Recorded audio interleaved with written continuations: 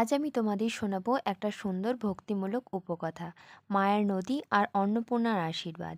এটি একটা শিক্ষামূলক গল্প, যেখানে দেবী কৃপা আর সৎমনি মূল শিক্ষা। চলো তাহলে গল্পটা শুরু করি। হিমালয়ের পাদদেশে ছিল এক অদ্ভুত নদী, তার নাম ছিল মায়ার নদী। এই নদীর জল মানুষের মনে সত্য অনুভূতিকে প্রকাশ করত।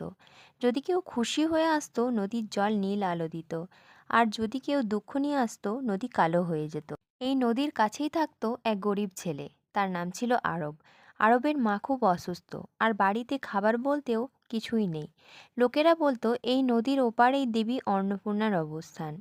যার মন সৎ থাকে, দেবী তাকে আশীর্বাদ দেন। এক রাতে আরবের মা অসুস্থ হয়ে পড়লে আরব ঠিক করে সে দেবীর কাছে যাবে, হাতে শুধু একটু শুকনো ফুল নিয়ে। অন্ধকার জঙ্গল পেরিয়ে সে পৌঁছে গেল নদীর ধারে, কিন্তু নদী তখন ঘন কালো। মানুষের দুঃখ বুঝে যেন জেগে উঠেছে। আরব চোখ বন্ধ করে বলল, হে নদী দেবী, আমার লোভ নেই, আমার ভয় নেই, শুধু আমার মাকে বাঁচাও। তার কথা শেষ হতেই নদীর জল আলোতে ভরে উঠল।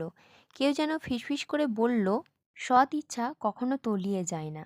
সেই আলো থেকে দেখা দিলেন দেবী অন্নপূর্ণা। তার হাসি ছিল চাঁদের আলোর মতো শান্ত। দেবী বললেন, অভাব মনকে ছোট করে না সন্তান, মন ছোট হলে তবেই অভাব বড় হয়ে ওঠে। তারপর তিনি আরবের হাতে দিলেন একটা ছোট্ট মাটির হাঁড়ি। তারপর বললেন, এই হাঁড়ি কখনো খালি হবে না, যতদিন তোমার মন সৎ থাকবে। আরব তার মাকে নিয়ে ফিরে এলো। সেই দিন থেকেই যতবার হাঁড়িতে ভাত দেওয়া হতো, তা খেয়ে শেষ করলেও আবার ভরে উঠত। আরব ও তার মা শুধু নিজেরাই নয়, পুরো গ্রামবাসীকেই খাওয়াতে লাগলো।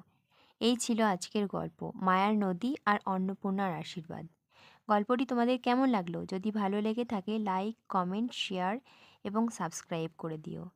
আর চাইলে আমি আরও দেবতার গল্প, উপকথা ও পুরাণ অনুপ্রাণিত ভিডিও দেব। ধন্যবাদ।